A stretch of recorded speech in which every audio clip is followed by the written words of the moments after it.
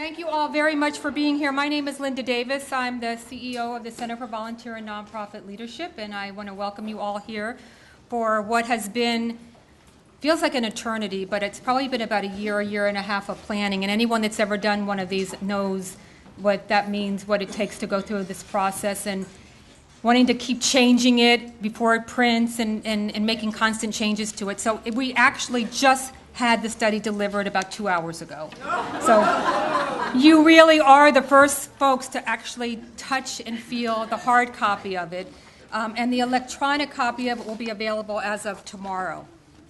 So I want to start, well, first of all, in the room today we have leaders from the community, nonprofit leaders, business leaders, government, education, members of the advisory committee who will have stand in a moment, and also the funders of the study. And we'll introduce those in a moment also. I wanted to first start by giving you the one and only announcement that I will do, I promise. That out of the work that we've done on the study and on the theory of change that we did before and that we're doing currently around with work but mission-minded around our messaging and rebranding and working on who we are after 50 years, because this is our 50th year in the community, we've decided to make a couple of changes that are all going to be very helpful for those of you that are members. And one is that we've changed our membership benefits and kept the prices the same in some categories, reduced them in others, and have now will now be offering a lot of our workshops and things that we provide to the community for free if you're a member. So we will be sending an email to all of the members tomorrow with all the benefits listed. If you're not one, this might be a great time to consider being a member, because there will be a lot of things that will be affordable and free to your entire staff and the members of your board. So it's quite a great value for your investment. Okay, end of my commercial, I think. So a public service announcement, thank you. So I want to start by bringing to your attention, if you've all got this in your hand, and I'll have them stand, on page 25 is the list of the advisory committee that worked with the center at the beginning of the process and throughout. And I'd love to have those members that are here today, if you're on this list, to please stand so we can thank you for the time that you put into this work for the last year.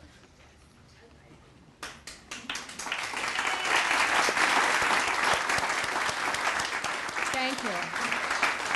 And you can see the rest of their names on here.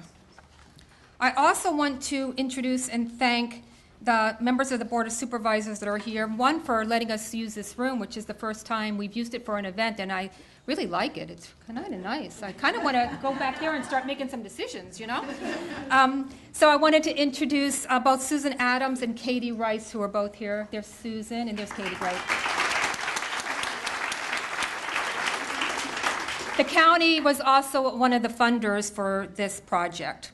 So in 2008, we produced the first ever Marin landscape study, and it was really to get a baseline, get the information, get as much as we can about who we are, what we do, who we serve.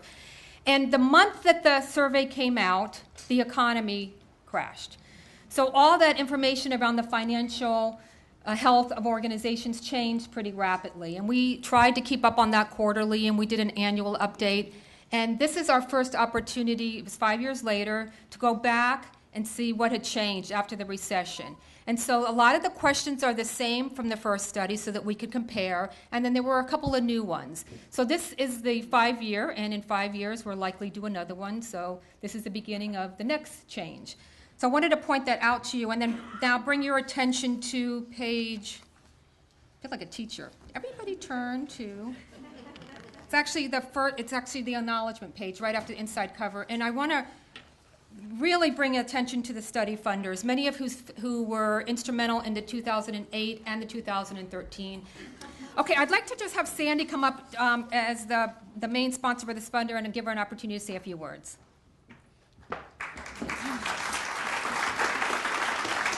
Thank you so much. Thank you, Linda. You know, I can't say too much about the importance of this study to the Marin Community Foundation. As you know, we're in the stages of really looking at how we can deepen our impact by engaging in a new strategic planning process. And, you know, I guess it was over a year ago, Linda and I were talking about the strategic planning process and the critical importance of this study to really help guide our thinking about how we can really improve the resilience and the success of the nonprofit sector here in Marin. As we look at how we can deepen our impact, we can have the best, strategic goals in the world. But if we don't have a healthy nonprofit sector to help us execute on our strategies, we will not be effective. So I'm thrilled to see the recommendations in this report. It's really consistent with our thinking in terms of how we can really be strategic in terms of supporting the nonprofit sector. Looking at how we can engage in capacity building and leadership development, and in some cases, core operating support and multi-year funding. All of these are on the table as we look at how we can take recommendations to our board of directors. So thank you so much. The timing is perfect, and look forward to the continued partnership with CVNL and with all of you. Thank you. Thank you.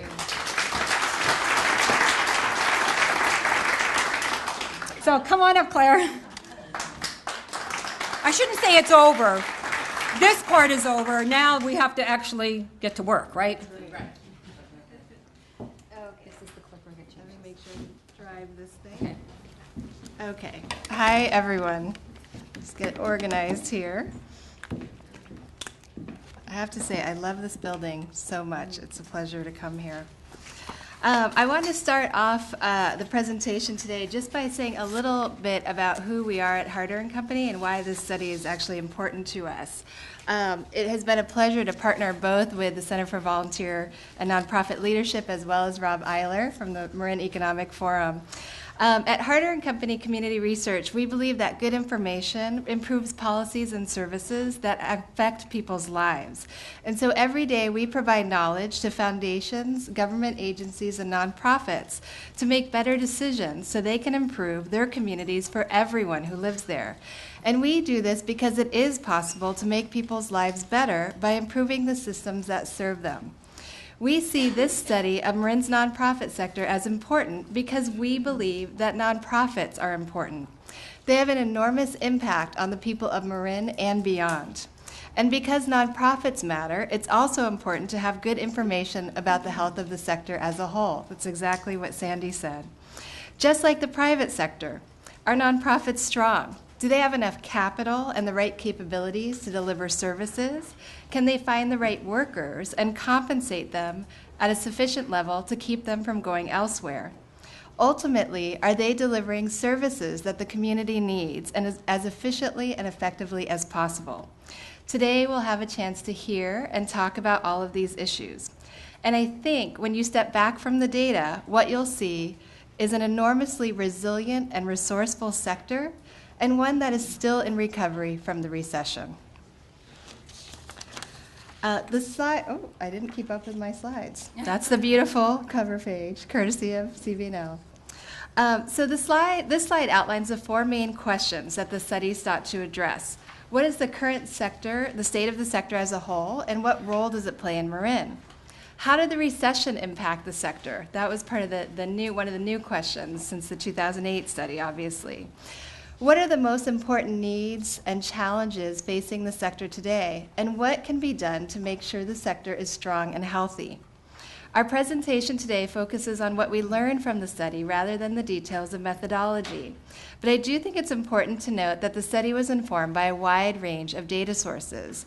These include a survey of more than 224 nonprofits, interviews and focus groups with over 40 nonprofit and sector leaders, review of secondary data on the sector, Rob's economic analysis, the Marin Economic Forum looked at a variety of data, and a 25-member advisory committee that Linda introduced earlier.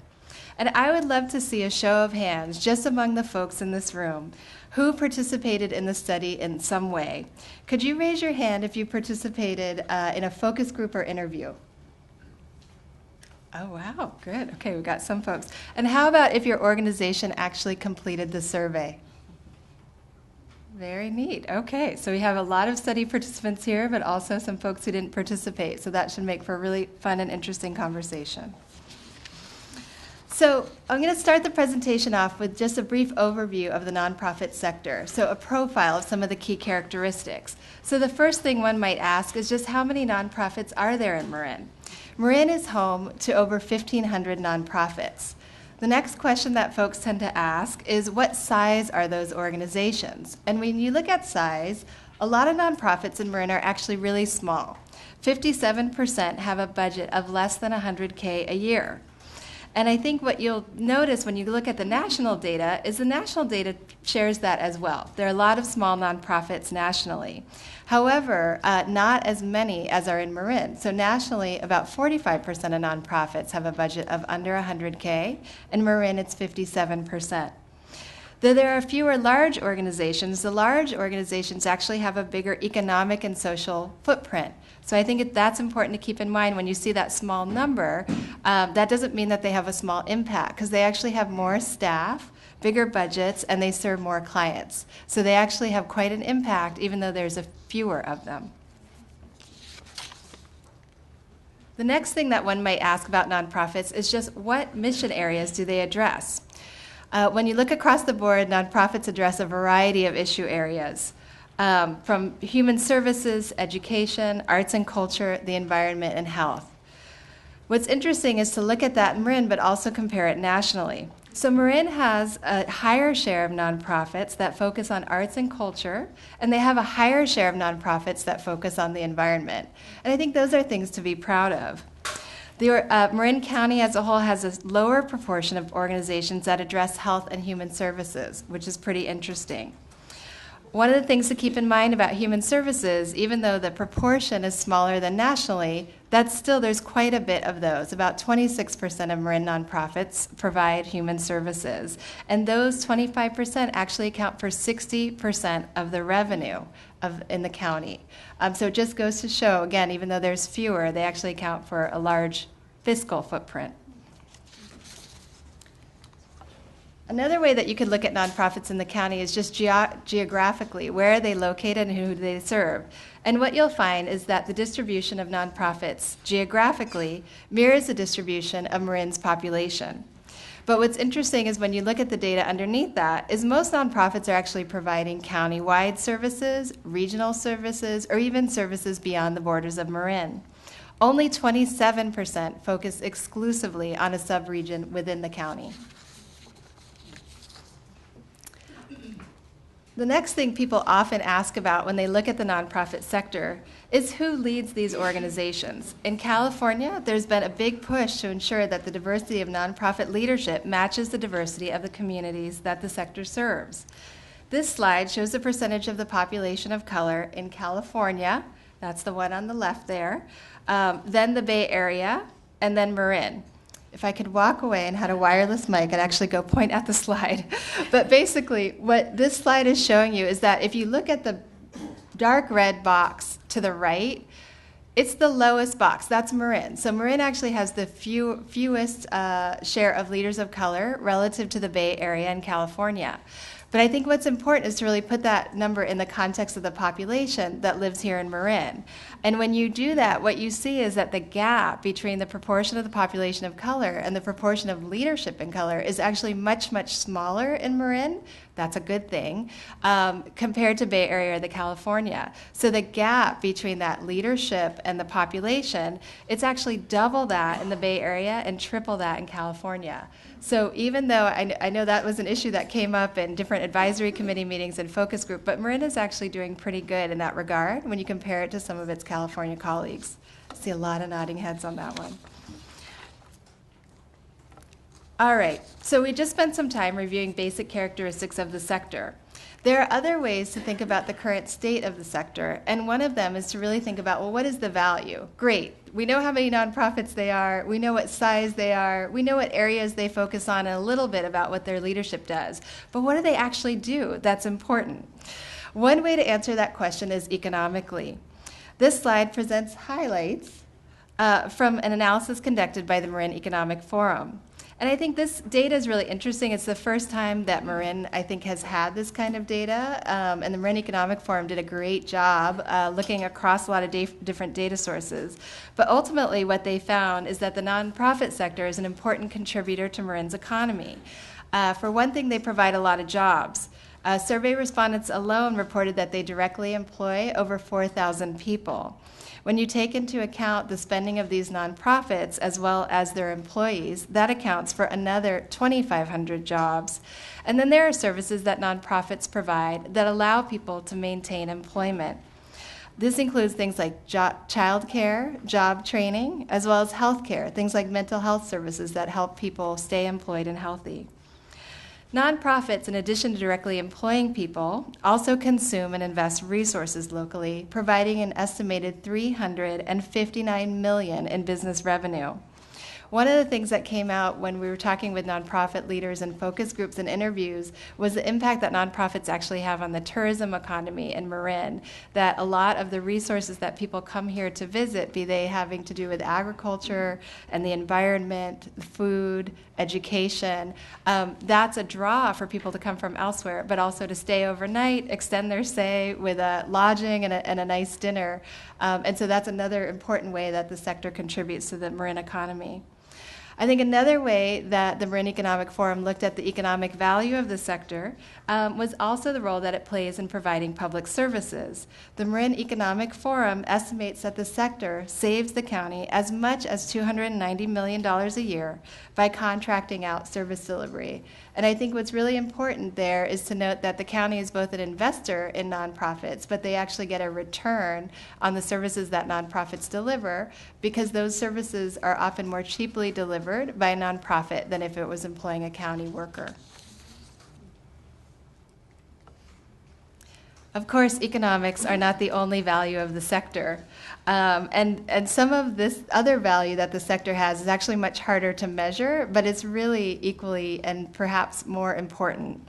Some of the things that came out of conversations with folks who participated in interviews and focus groups is the value that nonprofits play by providing critical services and setting community standards.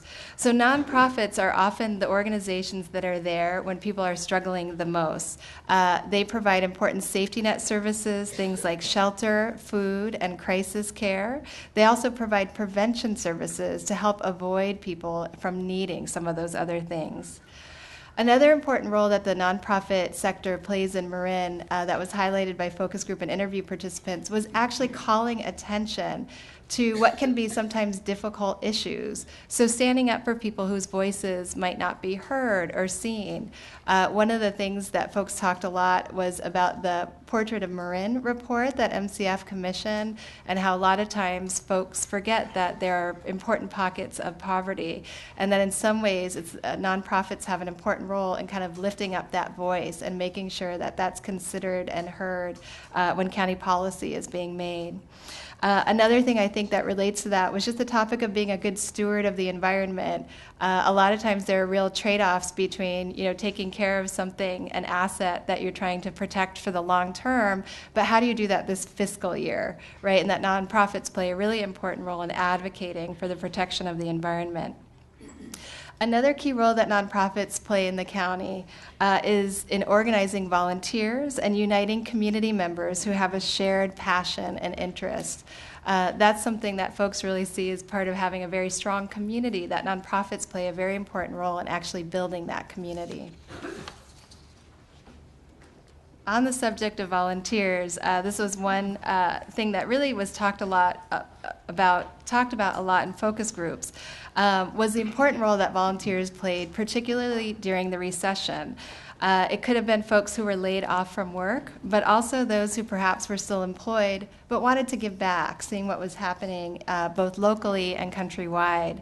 And one nonprofit leader said that volunteers are the lifeline in challenging economic times. I think what's interesting is the survey data really bear that out, that the number of organizations with volunteers has actually grown. So it could be that result, of the recession impact. So now that we're on the subject of the recession, how did the recession impact Marin nonprofits? So we just had a chance to reflect on a lot of great things that nonprofits have done for the county. Some of those qualitative, some of those economic. So first off, you might not be surprised, funding went down. This was true across all data sources. We asked about every one. So that was true of private funding, government funding, corporate funding, and individual funding. And the share of nonprofits that reported decreases in those funding sources was substantially larger than the 2008 study. I know one of the things about the 2008 study, a lot of folks were like, well, it came out and it was immediately out of date because the recession happened, like the next month. And I know that that was a challenge at the time with that study, but the result was it's actually an incredible baseline by which to judge what happened afterwards. I think the other thing that happened that's really important, and this took quite a bit of digging in the data that's available, was that the actual number of nonprofits in the county decreased. As you can see in this slide, the number of public charities in Marin was on an upward trend between 2005 and 2010. So 2010 is the tallest dark red line. And then, of course, in 2011, there was a notable departure from that trend. There were 138 fewer registered public charities in 2011 after 2010, or a drop of 9% in 1 year. These data suggest that the impact of the recession was felt most heavily by nonprofits in 2010 and 2011. As many of the folks I'm sure know, but maybe not everyone, a lot of times the impact of the recession was delayed because folks had their budgets, for that first year, but then felt it later. And I think this graph really bears that out. What you can see is the downward trend continued in 2012 and 2013, but those drops were not as steep, which seems to be positive.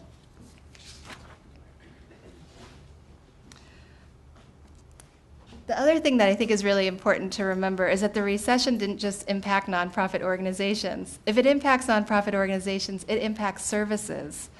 2013 survey participants were more likely to report an increase in service demand compared to 2008. There was also a slight increase in organizations reporting wait lists for services. So again, the 2008 data is the lighter red and the 2013 is the darker red. The proportion of Marin nonprofits reporting a wait list, I found this really interesting. It was actually higher than the proportion of nonprofits reporting a wait list nationally. So if you're a nonprofit here in Marin, you're more likely to report that you have a wait list than other nonprofits in the United States. Pretty interesting. According to focus group participants, the folks that were hit hardest by the recession was really the safety net organizations. So those are the organizations that were providing critical services to folks in need, and that they really had a difficult time managing increased demand in an environment of reduced funding.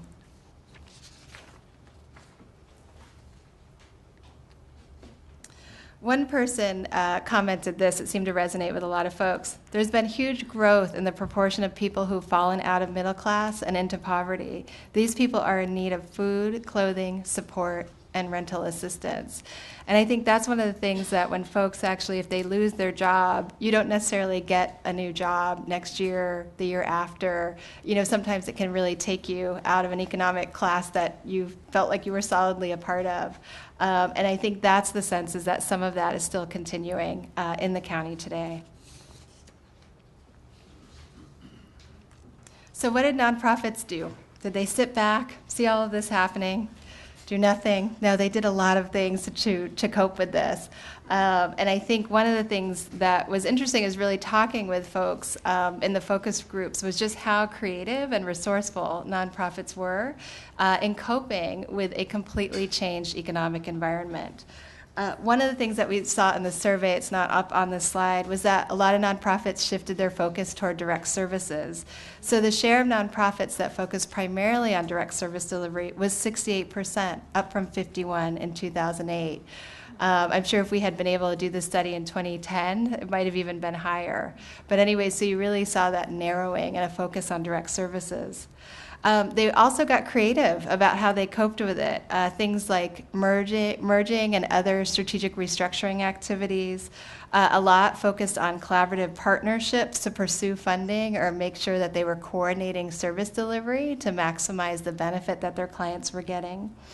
Other nonprofits really got creative about how to bring in new revenue, not on the service delivery side. Some of that saw it as a challenge and thought, wow, we have really got to change the type of donors that we're cultivating, or the types of funding resources that we're going after. And I think another interesting thing that came out is for some nonprofits was really looking more at earned revenue opportunities. And there's been some interesting things that have happened because of that you can read about in the report. The other thing is some nonprofits were able actually to take advantage of opportunity that was brought about by crisis. So the decrease in the value of land was an example that came up, that some of the organizations that are into land trusts or land purchasing, like Habitat for Humanity, really said, wow, if we can raise capital now, we can get land at a price that you're never going to see again. So I think when you take time to read the report, if you look at page 14, several nonprofits actually took time to share their stories about some of the strategies that they used to cope with the recession. So we were talking about each of these things. I think it's much more interesting when you see an example and actually hear a comment from the leadership of that organization who used one of these strategies. I think the other thing that's interesting about this is that, these were things that happened because of economic pressure, right? But those economic pressure can really create, interesting outcomes and things that can be learned from and carried forward into the future. So I think what you hear is that it was bad and nonprofits were resilient and resourceful, right? And those are two themes of the study. There's one more theme, which is the theme of recovery, right? So what do nonprofits look like right now financially? Recession is over. Everything is great, right? Yeah. So when you look at the data, what's interesting is that 84% of nonprofits see fundraising as a top challenge. So that really continues to be a pressure that nonprofits live with on a daily basis. Another thing that's pretty interesting is that 26%, so more than a quarter of nonprofits in the county, continue to lack a financial reserve. And while it's like, wow, 25% still don't have a financial reserve, and I know that sounds terrible, it's actually better than it was in 2008. And I think what that's a sign of is that in some ways nonprofits, the ones who survived, are wiser, right? They went through a really tough time, and they understand the importance of those reserves. So I think that's a really positive sign. But there is some troubling data. 33% of nonprofits in Marin projected a deficit at the end of their most recent fiscal year. So one of the things that's interesting about the fiscal deficit is that the number of nonprofits running a deficit in Marin, or that the share of nonprofits, the 33%, is actually higher than the national number. So it's not just higher than the 2008 survey, it's actually higher than the national number. So that middle bar right there, the dark red, is the 33% of nonprofits running a fiscal deficit. Nationally, that number is 29%. That could be a function of the fact that Marin has more small nonprofits, and those small nonprofits are the ones who are more likely to run a fiscal deficit. But anyways, I think that's some pretty interesting data. The other thing that we wanted to talk about was just the fiscal outlet moving forward. So one of the things that nonprofits talked about is that, wow, Marin has these incredible resources, and so you would think that that would make fundraising easy. But it's kind of a paradox that actually Marin's affluence in some ways gets in the way of fundraising. And that's for a couple different reasons. I think one is there's a perception that because Marin is an affluent community, that there isn't need in the county, which I think was really, Portrait of Marin did a great job of showing that that's not the case. Another thing that folks talked about a lot was the presence of the Marin Community Foundation, just having one of the 10 largest community foundations in the United States here locally can actually impede folks' ability to raise funds from out-of-area foundations. And so I think that's important to keep in mind. So a little bit of a challenging, right? Still in recovery around the fiscal outlook. I think what's really interesting is when you ask nonprofits, both on the survey and in the focus groups, is what does it look like from here on out? Folks were actually optimistic about their future financial situation, and most anticipated an increase in overall income over the next 5 years. So I think that's a bright spot in the fiscal outlook. One other thing, just while we're talking about finance, is to consider where nonprofits are getting their income from. We asked folks to identify their top 3 sources of income, and the top source identified by most was actually by individual donors. So 66% of nonprofits said that individual donors were one of their top sources of income. This was followed by fees, earned income in other words, then government grants, fundraising events, foundations outside Marin, and then the Marin Community Foundation. Followed by that, other foundations in Marin, and then corporations. So it's just an interesting thing to think about where the funds are coming from.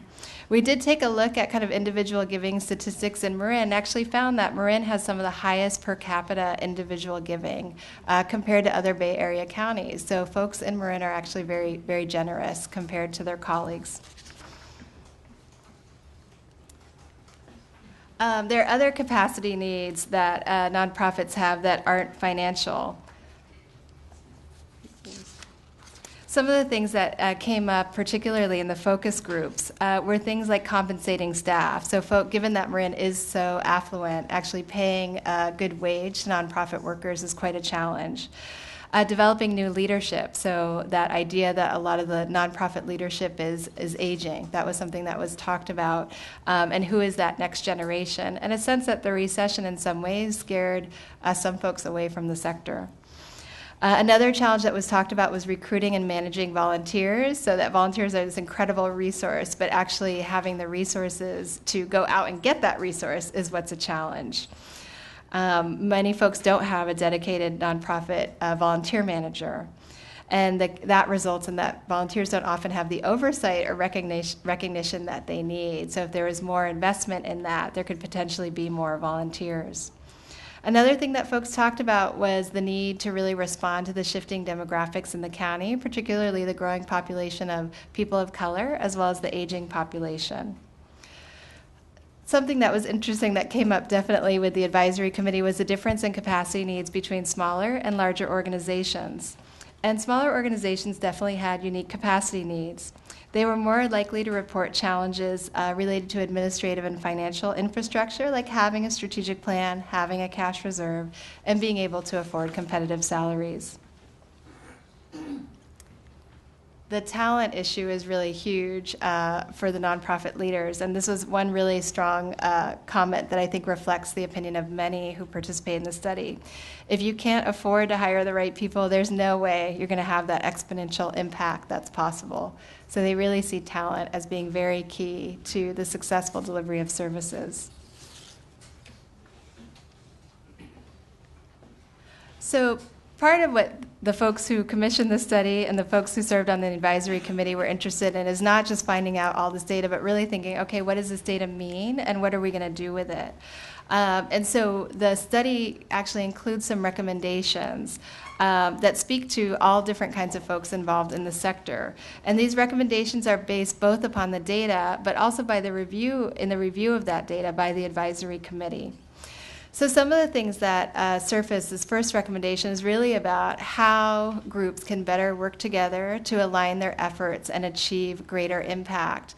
One of the things that's been created kind of a very strong, powerful interest in the sector right now is this notion of collective impact, that when organizations come together to work toward common outcomes, they can really be quite powerful together. So there's this idea that, you know, if you're providing services to the same population, even if those services are different, maybe you should come together to actually talk about that. If you're providing the same kind of services, even if it's to actually different populations, again, maybe there's a way to come together around that. And I think in both the focus groups and the advisory committee meetings, there's a sense that though there is collaboration happening, it's not as strong and powerful as it could be. Another recommendation was really to invest in the long-term capacity and infrastructure of the sector. Nonprofits need predictable long-term funding in order to really be strongly organized and efficient and effective in their service delivery.